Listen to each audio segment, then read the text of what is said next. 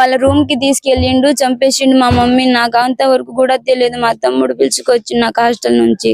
మామూలుగా కొంతమంది టీవీలలో పేపర్లలో గానీ ఆత్మహత్య చేసుకుందని చెప్పేసి అంటున్నారు. అది అంత అబద్ధం, అంత అబద్ధం. మా అమ్మ ఫోటో మొత్తం ఉంది, వీడియో అన్ని ఉంది ఫోన్ లో. అంత అబద్ధం, అంత అబద్ధం. అసలు మా అమ్మ దగ్గర మా దగ్గర ఫుల్ పైసలు ఉన్నాయని వాళ్ళు ఇంత పెద్ద ప్లాన్ చేసి మా అమ్మని చంపేసిర్రు. వాడు ఒక్కడే కాదు, చాలా మంది ఉన్నారు చంపేసానికి. గతంలో కొంతమంది తండావాసులు ఏమంటున్నారంటే గతంలో కూడా ఈ తాలిబొట్టు కానీ బంగారు కానీ ఇవన్నీ మేము ముత్తూట్లో కానీ వేరే దగ్గర కుదబెట్టుకుని డబ్బులు తీసుకుంటాం చెప్పేసి 2-3 సార్లు కూడా డబ్బులు తీసుకున్నాడు అమ్మ దగ్గర నుంచి. తీసుకెళ్తాడు. అప్పుడు ఆ రోజు కూడా వచ్చిండంట.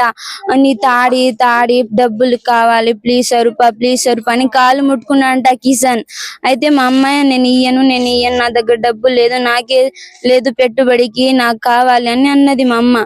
అయితే అట్లా అంటే మళ్ళా మా అమ్మ ఏమో వాళ్ళు వచ్చి మా అమ్మ కిషన్ వచ్చి మా అమ్మ దగ్గర అడిగితే మా అమ్మ ఏమో వడ్డీతో 50 లక్షలు తీపించింది, నారు కొనిపించిందంట. 50,000 తీపించి నారు కొనిపించిందంట.